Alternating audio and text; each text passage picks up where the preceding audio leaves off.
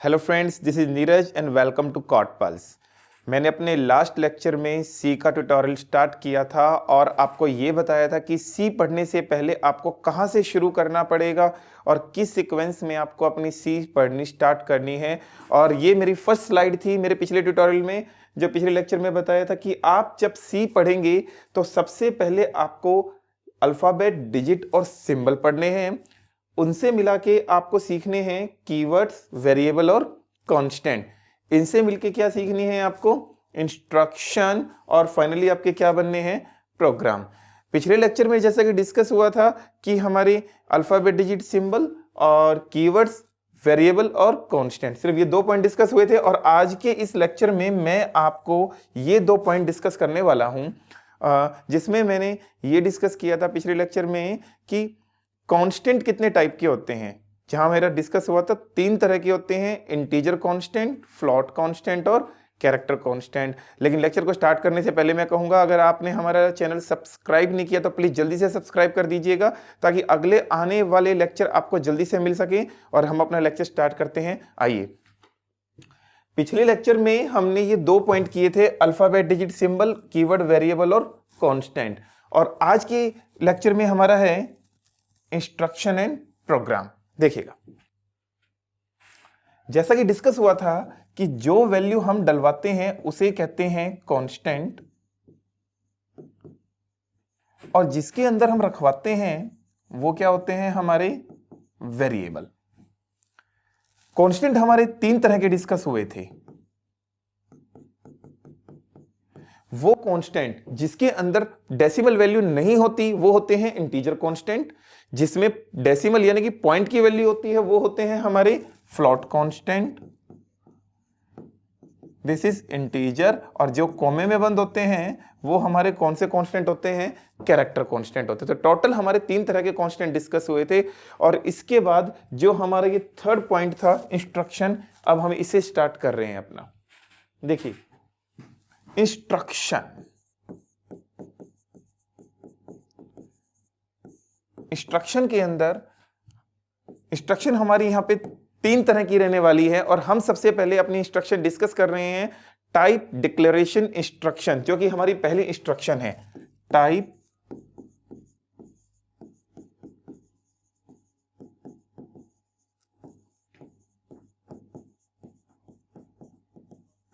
Declaration instruction. इसके according suppose ये मेरे पास एक वेरिएबल है x, और मैंने इसके अंदर कांस्टेंट डलवाया 50, जो कि मेरा एक इंटीजर कांस्टेंट है। अगर मैं इसमें 50 नहीं डलवाता हूं, दैट मीन्स मैंने इसके अंदर ट्राई किया कौन सा कांस्टेंट डलवाने का? फ्लोट कांस्टेंट डलवाने का। और अगर मैं चाहूं कि इसमें फ्लोट ना डलवा के, चलो भाई मैं तो इसके अंदर क्या डलवा देता हूं? कैरेक्टर कांस्टेंट डलवा देता हूं। तो टाइप डिक्लेरेशन इंस्ट्रक्शन कहती है कि यहां हमारी मनमर्जी नहीं चलेगी कि किसी वेरिएबल में कुछ भी डलवा दो। नो, अगर आप एक वेरिएबल के अंदर इंटीजर वैल्यू डलवाना चाहते हो तो पहले आपको अपना वेरिएबल इंटीजर टाइप का डिक्लेयर करना पड़ेगा। यह बात कहती है टाइप डिक्लेरेशन इंस्ट्रक्शन। अगर आप अपने वेरिएबल में फ्लोट वैल्यू रखना चाहते हो तो पहले वेरिएबल को फ्लोट टाइप का डिक्लेयर करना पड़ेगा। अगर आप एक वेरिएबल में कैरेक्टर वैल्यू डलवाना चाहते हो तो आपको अपना वेरिएबल पहले कैरेक्टर टाइप का डिक्लेयर करना पड़ेगा। That means type declaration instruction के अकॉर्डिंग आप अपने वेरिएबल में जैसी भी वैल्यू डलवाना चाहते हो पहले उसे उसी टाइप का डिक्लेयर करना पड़ेगा। अब यहां x को जैसे इंटीजर टाइप का डिक्लेयर किया गया है तो x में सिर्फ और सिर्फ इंटीजर वैल्यू आएगी। आप इसके अंदर कोई दूसरी वैल्यू नहीं डलवा सकते हो। फॉर एग्जाम्पल, आपने यहां एक वेरिएबल डिक्लेयर किया, किस टाइप का? इंटीजर टाइप का। आपने यहां एक वेरिएबल डिक्लेयर किया x, किस टाइप का? इंटीजर टाइप का। अब हम क्या करने वाले हैं? मैंने x के अंदर इंटीजर वैल्यू ना डलवा के सपोज मैंने इसके अंदर कौन सी वैल्यू डलवा दी, फ्लोट। पहली बात ये वैल्यू रूल के अगेंस्ट है, क्योंकि जब आपने उसे इंटीजर टाइप का डिक्लेयर किया है तो आप उसके अंदर सिर्फ और सिर्फ इंटीजर वैल्यू डलवा सकते हो। अगर आप उसके अंदर दूसरी वैल्यू डलवाओगे तो वो एरर नहीं देगा, वो इसका इंटीजर पार्ट उठा लेगा। हाँ जी, इस केस में x में ओनली कितना जाएगा, 12 जाएगा। सेम एक छोटा सा एग्जांपल और, अगर मैंने एक वेरिएबल लिया फ्लोट y, वैसे तो y में फ्लोट वैल्यू आएगी, लेकिन अगर आप इसके अंदर इंटीजर वैल्यू डलवा देते हो, वंस अगेन ये रूल के अगेंस्ट है, लेकिन अगर आप डलवा देते हो तो वो एरर ना देगा और उसे फ्लोट में कन्वर्ट कर लेगा और इसमें वैल्यू कितनी चली जाएगी, 8.00। मींस अगर एक वेरिएबल में उसकी टाइप से अलग वैल्यू डलवाई जाती है तो आपकी वेरिएबल उसको अपने अकॉर्डिंग कन्वर्ट कर लेगा। ये कौन सी इंस्ट्रक्शन कहती है, टाइप डिक्लेरेशन इंस्ट्रक्शन, जिसके हिसाब से एक वेरिएबल में जैसी वैल्यू डलवाओगे पहले उसे उसी टाइप का डिक्लेयर करना पड़ेगा। Now second instruction, arithmetic instruction.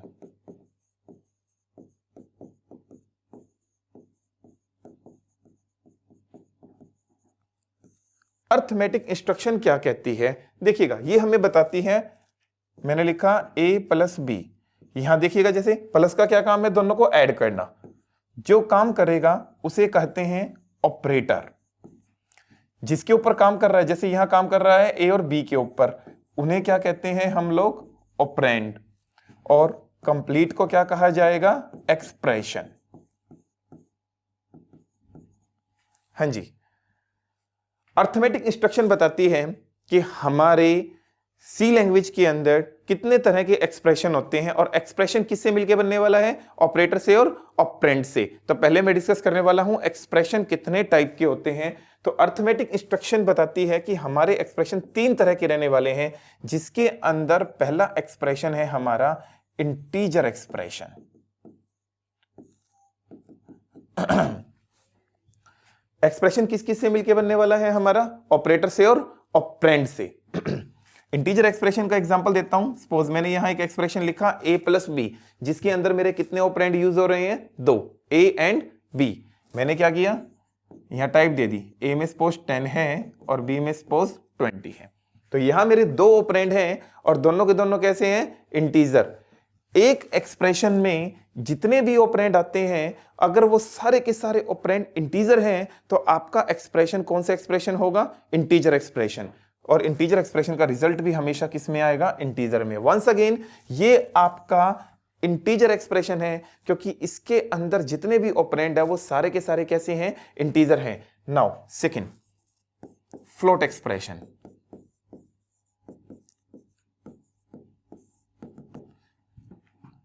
Take another example, a plus b.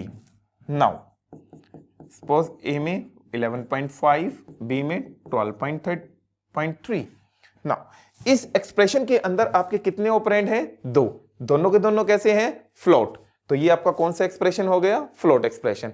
एक एक्सप्रेशन के अंदर जितने भी ऑपरेंड आते हैं, अगर वो सारे के सारे फ्लोट हैं तो ये आपका कौन सा एक्सप्रेशन होगा, फ्लोट एक्सप्रेशन। और फ्लोट एक्सप्रेशन का रिजल्ट हमेशा किस में आएगा, आपका फ्लोट में आएगा।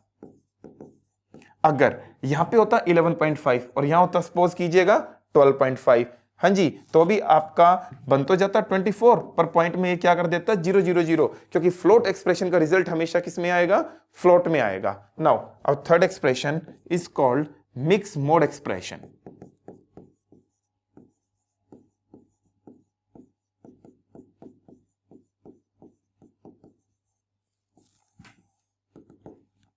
Once again take a new example. यहां एक एक्सप्रेशन है a प्लस बी और इसके अंदर 2 ऑपरेंड है, जिसमें से एक ऑपरेंड है इंटीजर और दूसरा ऑपरेंड है फ्लोट। जब एक एक्सप्रेशन के अंदर जितने भी ऑपरेंड होते हैं उनमें से कुछ इंटीजर होते हैं और कुछ फ्लोट, तो वो कौन सा एक्सप्रेशन होगा, मिक्स। और मिक्स का रिजल्ट हमेशा किस में आएगा, फ्लोट में आएगा। वंस अगेन अर्थमेटिक इंस्ट्रक्शन आपको बता रही है किसके बारे में, एक्सप्रेशन के बारे में, कि हमारी लैंग्वेज में टोटल एंड टोटल 3 तरह के एक्सप्रेशन रहते हैं, integer expression, float expression, mix expression. जिस एक्सप्रेशन में सारे के सारे ऑपरेंड इंटीजर टाइप के होते हैं वो होता है इंटीजर एक्सप्रेशन। जिसमें सारे के सारे ऑपरेंड फ्लोट टाइप के होते हैं वो होता है फ्लोट एक्सप्रेशन, और जिसमें सारे के सारे कुछ ऑपरेंड इंटीजर हैं कुछ फ्लोट है तो वो कौन सा एक्सप्रेशन रहेगा आपका मिक्स एक्सप्रेशन रहेगा। और इन तीन से हटके हमारी लैंग्वेज में कोई भी एक्सप्रेशन नहीं है। अब मैं इसके कुछ एग्जांपल देके आपको और क्लियर कर दूं एक्सप्रेशन के बारे में। सपोज कीजिए, सपोज मैंने लिखा है यहां पे 10 डिवाइड 3 और मैं आपसे इसका रिजल्ट पूछता हूं कितना आएगा, तो सीधा सा आपके माइंड में जाएगा 3.33। बट ध्यान रखिएगा डिवाइड यहां मेरा क्या है ऑपरेटर, 10 और 3 हमारे क्या हैं ऑपरेंड, और दोनों ऑपरेंड यहां मेरे कैसे हैं इंटीजर। तो ये मेरा कौन सा एक्सप्रेशन हुआ इंटीजर एक्सप्रेशन, और इंटीजर एक्सप्रेशन का रिजल्ट आएगा इंटीजर में। सो यहां 3.33 नहीं होगा, यहां क्या होगा मेरा 3, क्योंकि इंटीजर एक्सप्रेशन का रिजल्ट हमेशा किस में आएगा इंटीजर में ही आएगा। अगर मैं इसे कर देता हूं सपोज कीजिएगा 10 डिवाइड 3.0 तो ये मेरा अब कौन सा एक्सप्रेशन बन गया है मिक्स एक्सप्रेशन, और मिक्स का रिजल्ट हमेशा किस में आएगा फ्लोट में। सो ये बिल्कुल करेक्ट रिजल्ट देगा आपको 3.33। तो आपको जरा ध्यान रखना पड़ेगा क्योंकि जब हम लोग प्रोग्रामिंग करेंगे सॉफ्टवेयर डेवलपमेंट पे काम करेंगे तो वह पॉइंट पॉइंट पे आपकी छोटी छोटी फॉल्ट छोटी छोटी मिस्टेक आएंगी, तो आपको इस तरह की बातें ध्यान रख के चलनी पड़ेंगी। वंस अगेन मैं एक वेरिएबल लेता हूं फ्लोट एक्स, तो ऑफ कोर्स एक्स को किस टाइप का डिक्लेयर किया गया है फ्लोट टाइप का, तो हम इसके अंदर सिर्फ कैसी वैल्यू डलवा सकते हैं फ्लोट, और अगर हम इसके अंदर फ्लोट से हटके कोई और वैल्यू डलवाएंगे तो ये उसे अपने अकॉर्डिंग क्या कर लेगा कन्वर्ट कर लेगा। एक्स को डिक्लेयर किया गया है फ्लोट टाइप का और मैंने एक्स के अंदर यहां सपोज कीजिएगा वैल्यू डलवा दी है 10 डिवाइड 3। तो अभी किसी के माइंड में क्या जा रहा है पता नहीं एक्स में क्या जाएगा, तो जरा ध्यान से देखिएगा 10 डिवाइड 3 इसका रिजल्ट कितना आने वाला है 3, क्योंकि ये एक इंटीजर एक्सप्रेशन है और इंटीजर एक्सप्रेशन का रिजल्ट इंटीजर में आएगा। तो इसने रिजल्ट दिया 3, लेकिन ये 3 किस में जा रहा है एक्स में, एक्स कैसा है फ्लोट, तो ये रिजल्ट में इसको क्या बना देगा 3.00 ना कि 3.33। वंस अगेन इसका रिजल्ट आया 3 और वेरिएबल में जाने के बाद ये क्या हो जाएगा आपका 3.00 हो जाएगा। हाँ जी, तो कुछ इस तरह की बातें आपको ध्यान रखनी पड़ेगी, आपके एक्सप्रेशन कितने टाइप के होते हैं और कैसे कैसे इनकी वैल्यू कैलकुलेट की जाती है। ओके, अब मैं बात करूं एक्सप्रेशन आपका किससे मिलके बनता है ऑपरेटर से और ऑपरेंड से। तो मैं आपको बता दूं ऑपरेटर भी आपके अलग अलग टाइप के होते हैं, जैसे ऑपरेंड बताए हैं इंटीजर ऑपरेंड है फ्लोट ऑपरेंड है, उसी तरह ऑपरेटर भी कई टाइप के होते हैं। तो यहां हम ऑपरेटर की टाइप पढ़ते हैं, वैसे तो ऑपरेटर बहुत हैं लेकिन यहां मेरी चल रही है अर्थमेटिक इंस्ट्रक्शन। तो सबसे पहले मैं आपके सामने क्या डिस्कस करने वाला हूं अर्थमेटिक ऑपरेटर। यस, तो सबसे पहले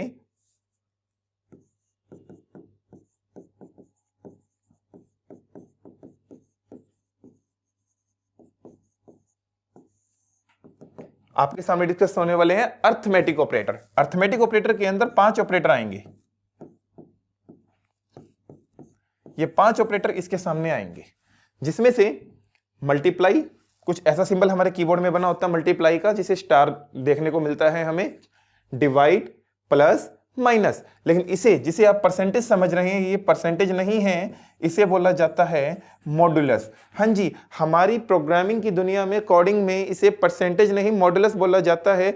चाहे आप कोई भी लैंग्वेज पढ़ लीजिएगा, सी, सी प्लस प्लस, जावा, बड़ी सारी लैंग्वेज आप फेस करने वाले हैं और हर लैंग्वेज में इसे किस तरीके से यूज किया जाएगा एज ए मॉड्यूलस। हाँ जी, ये परसेंटेज नहीं है और मैं आपको इसका काम बता दूं, आपने अगर किसी नंबर को किसी से डिवाइड किया लाइक 10, 3 3 9, 1 बचा, ये आपका रहेगा क्वोशिएंट और ये आपका क्या रहेगा रिमाइंडर। अगर आप एक नंबर को दूसरे नंबर से डिवाइड करते हैं तो हमेशा रिजल्ट में आपका क्या आएगा क्वोशिएंट। अगर आप एक नंबर को किसी से मॉड्यूलस करेंगे तो हमेशा क्या आएगा आपका रिमाइंडर। हाँ जी, वंस अगेन डिवाइड हमेशा क्वोशिएंट शो करता है और मॉड्यूलस हमेशा क्या शो करता है आपको रिमाइंडर शो करता है। यानी कि आपको अपनी कोडिंग करते वक्त जब भी आपको रिमाइंडर की जरूरत पड़ती है तो फौरन से आप किसको यूज कर लीजिएगा अपने मॉडुलस को यूज कर लीजिएगा।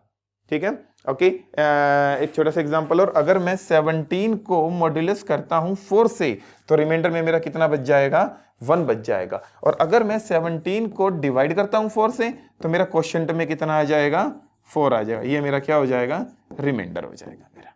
क्लियर।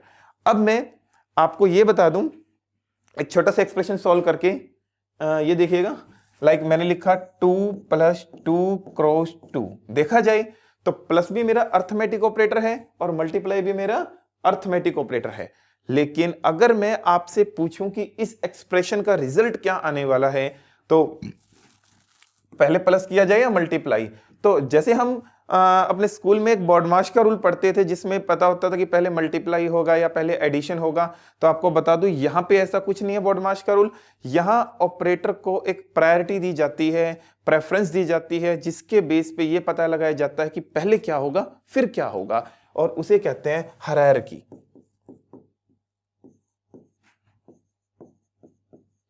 हायरार्की ऑफ ऑपरेटर, जिसमें यह सेट कर दिया जाता है कि एक ऑपरेटर में पहले ये होगा फिर ये होगा। तो आपको बता दूं पहले हायरार्की किसकी होती है, आपके ये ऑपरेटर थे multiply, divide, modulus, plus and minus. तो इसके हिसाब से इन तीनों की तो क्या होती है जी हमारे पास हाई प्रायोरिटी, और इन दोनों की क्या होती है हमारे पास लो प्रायोरिटी। यानी कि जब आप अपना एक्सप्रेशन सोल्व करते हो तो सबसे पहले आपको इन तीनों को ध्यान में रखकर चलना पड़ेगा, और फिर इन तीनों के बाद इन दोनों का नंबर आएगा। तो ऑफ कोर्स यहां पे मल्टीप्लाई की हाई है तो पहले ये सोल्व होगा और फिर इसका रिजल्ट क्या आ जाएगा, इतना आ जाएगा। लेकिन ये तो जब है जब इसके अंदर ओनली एक ऑपरेटर हाई का था और एक ऑपरेटर लो का है। लेकिन अगर एक एक्सप्रेशन के अंदर एक से ज्यादा ऑपरेटर ऐसे आ जाते हैं जिनकी प्रायोरिटी सेम है, तो ये हमारे सामने बहुत कंफ्यूजन हो जाएगी कि पहले किसको सॉल्व किया जाए। अब जरा उस पॉइंट को भी डिस्कस करते हैं। यहां पे फॉर एग्जांपल हमने यहां पे लिखा 8/2 + 3/4। अब छोटी सी बात, डिवाइड की और मल्टीप्लाई की, हाँ जी ये तीनों हाई हैं पर इन तीनों की प्रायोरिटी क्या है, सेम है। यानी कि डिवाइड और मल्टीप्लाई और डिवाइड और ये इन तीनों की प्रायोरिटी क्या है, सेम। तो अगर आपके सामने ये एक्सप्रेशन आता है तो हमारे सामने एक बड़ी कंफ्यूजन आ जाएगी कि पहले हम किसको करें, पहले डिवाइड को करें या पहले मल्टीप्लाई को करें। तो इसने हमें इसके लिए एक कंसेप्ट दिया, किसके लिए, जिन ऑपरेटर की प्रायोरिटी सेम है उनमें से पहले किसको सॉल्व किया जाए। तो उसके लिए कॉन्सेप्ट आया जी, जिस कॉन्सेप्ट का नाम था एसोसिएटिविटी ऑफ ऑपरेटर, जिसके अंदर यह बताया जाता है कि जब ऑपरेटर की प्रायोरिटी सेम हो जाती है तो उस केस में इन्हें कैसे सॉल्व किया जाए, पहले क्या किया जाए। तो सबसे पहले यह बताता है कि एसोसिएटिविटी दो तरह की होती है। Number 1 left to right, number 2 right to left. ये इस तरीके से बताएगा कि आपको उनको सोल्व करने के लिए क्या करना चाहिए। एक एसोसिएटिविटी तो कहती है कि पहले आपको लेफ्ट टू राइट चलना चाहिए, और एक कहती है आपको कैसे चलना चाहिए, राइट टू लेफ्ट। हमारी लैंग्वेज में ऑपरेटर बहुत सारे टाइप के हैं, जिनमें से कुछ ऑपरेटर तो लेफ्ट टू राइट चलेंगे और कुछ राइट टू लेफ्ट। यहां कौन से ऑपरेटर को डिस्कस कर रहे हैं हम लोग, अर्थमेटिक ऑपरेटर को। और अर्थमेटिक ऑपरेटर की एसोसिएटिविटी कौन सी होती है आपकी, लेफ्ट टू राइट। यानी कि एक एक्सप्रेशन के अंदर जब मल्टीपल ऑपरेटर ऐसे आ जाते हैं जिनकी प्रायोरिटी सेम है तो पहले किसको सॉल्व किया जाएगा, लेफ्ट टू राइट चलेगा, क्योंकि उसकी एसोसिएटिविटी कौन सी है यहाँ पे, लेफ्ट टू राइट। और जो पहले आएगा पहले उसे सॉल्व कर देगा। सो सेम किसकी है, इन दोनों की। प्लस की तो आनी ही बाद में है, तो 8/2 4, फिर ऑफ कोर्स कौन सॉल्व होगा, मल्टीप्लाई, और फिर रिजल्ट आ जाएगा प्लस का। तो ये आपका रिजल्ट आने वाला है। और इससे मैंने आपको समझा दिया कि एसोसिएटिविटी क्या होती है। अभी हम नेक्स्ट जो ऑपरेटर पढ़ेंगे उसमें राइट टू लेफ्ट चलने वाला है, किसी में लेफ्ट टू राइट चलने वाला है। तो ये मैंने आपसे कुछ कंसेप्ट से इंट्रोड्यूस कराया। हायरार्की क्या होती है, एसोसिएटिविटी क्या होती है, जिसके जरिए आप अपने एक्सप्रेशन इजीली सॉल्व कर सकते हो। तो अभी मैंने आपको किससे डिस्कस करवाया है, अर्थमेटिक ऑपरेटर, अर्थमेटिक इंस्ट्रक्शन से, जिसके अंदर मैंने आपको क्या बताया है इसके अंदर कि ऑपरेंड कितने टाइप के होते हैं, ऑपरेटर कितने टाइप के होते हैं, एक्सप्रेशन कितने टाइप के होते हैं। और इसके साथ मेरी सेकंड इंस्ट्रक्शन खत्म हो गई है जिसका नाम था अर्थमेटिक इंस्ट्रक्शन। मेरी पहली इंस्ट्रक्शन थी टाइप डिक्लेरेशन, जो ये कहती थी कि एक वेरिएबल में जैसी वैल्यू डलवाना चाहते हो पहले उसे उसी टाइप का क्या करना पड़ेगा, डिक्लेयर करना पड़ेगा। सेकंड इंस्ट्रक्शन क्या कहती है अर्थमेटिक इंस्ट्रक्शन, कि आपके एक्सप्रेशन कितने टाइप के होते हैं, ऑपरेटर कैसे काम करेंगे, ऑपरेंड कैसे काम करेंगे। अब मैं तीसरी इंस्ट्रक्शन और लास्ट इंस्ट्रक्शन बताने वाला हूं आपके सामने, जिसका नाम है कंट्रोल इंस्ट्रक्शन।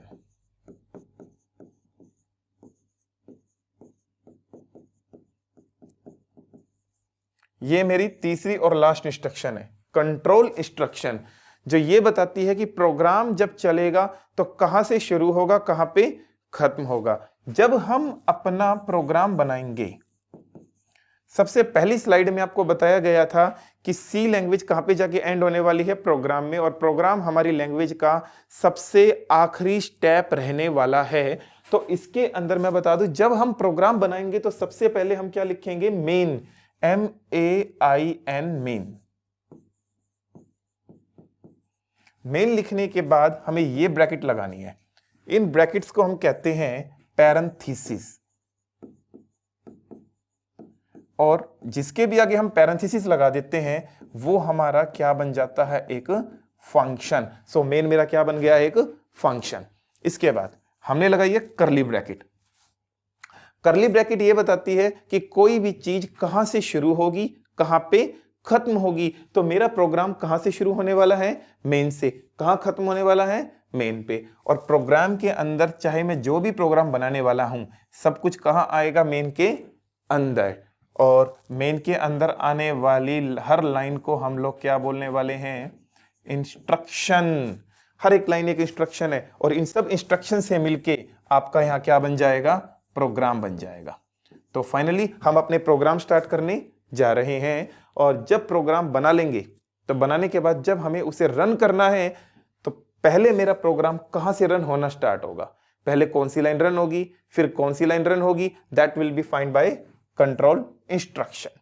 कंट्रोल इंस्ट्रक्शन वो इंस्ट्रक्शन होती है जो ये बताती है कि जब आपका प्रोग्राम रन होगा तो सबसे पहले कौन सी लाइन रन होगी, फिर कौन सी रन होगी, यह बात बताएगी कंट्रोल इंस्ट्रक्शन। हमारी प्रोग्रामिंग लैंग्वेज के अंदर कंट्रोल टोटल कितने टाइप के होते हैं, 4 टाइप के, जिसमें से मैं अपना पहला कंट्रोल स्टार्ट करने जा रहा हूं जिसका नाम है सीक्वेंस कंट्रोल इंस्ट्रक्शन।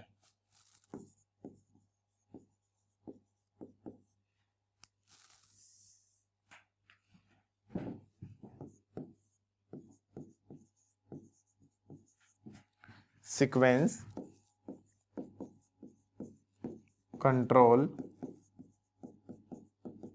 इंस्ट्रक्शन। हाँ जी, प्रोग्राम में मेरे टोटल 4 टाइप के कंट्रोल रहने वाले हैं, और आप जितनी लैंग्वेज पढ़ते जाओगे अप्रोक्सीमेटली हर लैंग्वेज में आपको ये कंट्रोल मिलने वाले हैं। तो अगर आपके ये कंट्रोल यहां क्लियर हो जाते हैं तो नेक्स्ट लैंग्वेज पे जाने के बाद आपको लगेगा कि ये कंट्रोल तो मैं पहले ही कर चुका हूं, तो अगली लैंग्वेज का कुछ पोर्शन आपका यहीं क्लियर हो जाएगा। इसीलिए सी लैंग्वेज को हर लैंग्वेज का बेस माना जाता है, क्योंकि यहां से आपके बेसिक कंसेप्ट इतने साउंड हो जाते हैं, इतने स्ट्रांग हो जाते हैं, जिससे अगली लैंग्वेज पे जाने के बाद आपका कुछ पोर्शन पहले ही क्लियर हो जाता है। तो सीक्वेंस कंट्रोल इंस्ट्रक्शन की बात करें तो ये क्या कहती है कि जब आप अपना प्रोग्राम बनाओगे तो वो जब रन होगा तो बिल्कुल किसके अंदर रन होगा, सीक्वेंस में रन होगा। पहले अंदर आने के बाद पहली लाइन रन होगी, फिर सेकंड रन होगी, थर्ड, फोर्थ, सीक्वेंस में रन होगा। ये बात कौन सा कंट्रोल कहता है, आपका सीक्वेंस कंट्रोल कहता है। सपोज टेक एग्जांपल, आपने एक प्रोग्राम लिख दिया, इसके अंदर आपने पहले ए में वैल्यू डलवा दी 10, फिर आपने बी में वैल्यू ना डलवा के इसका एडिशन कर दिया। यस, अब ये मत सोचिएगा इसके बाद ये लाइन चल पड़ेगी, नहीं, इसके बाद ये लाइन चलेगी, लेकिन ये आपने प्रोग्राम का कंट्रोल गलत लिखा है तो ये गलत ही चलेगा, यानी कि पहले ये चल पड़ेगी फिर ये, जिससे प्रोग्राम की आउटपुट गलत आएगी। So first you need to write your program in correct sequence, क्योंकि आपका प्रोग्राम उसी सीक्वेंस में चलेगा जो सीक्वेंस आप वहां पे मेंशन करने वाले हो। ओके, तो सीक्वेंस कंट्रोल कहता है कि आप अपना प्रोग्राम जिस सीक्वेंस में लिखोगे उसी सीक्वेंस में क्या होगा, एग्जीक्यूट होगा। प्रोग्राम मेन से ही स्टार्ट होगा, मेन पे ही खत्म होगा। तो यहाँ से मेरा प्रोग्रामिंग का सेक्शन स्टार्ट होने जा रहा है और हम अपना प्रैक्टिकल स्टार्ट करने जा रहे हैं। और प्रैक्टिकल स्टार्ट करने से पहले एक फाइनल चीज और बता दूं आपको, जब आप अपना प्रोग्राम बनाओगे तो सबसे बड़ी कंफ्यूजन की चीज हमारे पास क्या होती है, जो बच्चे पहले से कोडिंग कर रहे हैं उनके माइंड में एक बात होती है कि बहुत सारा कोड हमें लिखना पड़ता है, जिसको लेके हम कंफ्यूज हो जाते हैं कि पहले क्या लिखे फिर क्या लिखे, बड़ी कंफ्यूजन हो जाती है। तो आप अपने प्रोग्राम को बनाने से पहले उसे सीक्वेंस में तोड़ना सीखिएगा, मॉड्यूल में तोड़ना सीखिएगा कि पहले कौन सा मॉड्यूल आएगा फिर कौन सा मॉड्यूल आएगा। आप अपने प्रोग्राम को 3 सेक्शन में तोड़िएगा। Number 1 input section, number 2 logic section, number 3 output section. Program का काम ही क्या होता है, इनपुट लेना, इनपुट पे प्रोसेसिंग करके उसे किस में कन्वर्ट करना, आउटपुट में कन्वर्ट करना, और फिर आउटपुट को डिस्प्ले करना। इनपुट करने का काम होता है इनपुट सेक्शन में। लॉजिक सेक्शन क्या करता है, उस इनपुट को सिर्फ किस में कन्वर्ट कर देता है, आउटपुट में। यस, लॉजिक सेक्शन सिर्फ कन्वर्ट करता है, हमें आउटपुट शो नहीं करता। शो करने का काम कौन से सेक्शन का होता है, आउटपुट सेक्शन का। तो एक एग्जांपल के जरिए समझाता हूं आपको। एक कैलकुलेटर ले लीजिएगा। कैलकुलेटर के सामने आपके सामने कीपैड होता है। जब आप कीपैड पे कोई भी बटन प्रेस करोगे जिसके जरिए इनपुट होगी, तो हम कहेंगे वो कीपैड है, वो कीबोर्ड है, वो आपके कैलकुलेटर का इनपुट सेक्शन है। जो उसके अंदर प्रोसेसिंग हो रही है वो उसका लॉजिक सेक्शन है। और कैलकुलेटर के ऊपर जो स्क्रीन बनी होती है जिसपे आपको आउटपुट दिखाई देती है, वो आपका कौन सा सेक्शन है, आउटपुट सेक्शन है। तो हमारे सामने हमारा जो प्रोग्राम है हम उसे 3 सेक्शन में तोड़ के चलने वाले हैं। और इससे आपको अपना प्रोग्राम बहुत इजीली समझा जा सकता है, क्योंकि हम आज प्रोग्राम बना रहे हैं, कल को हम अपना प्रोग्राम खुद उठाएंगे तो हमें बड़ा आसानी से समझ आ जाएगा कि पहले हमें क्या करना है। मैंने आपको एक इंस्ट्रक्शन पढ़ाई थी, टाइप डिक्लेरेशन,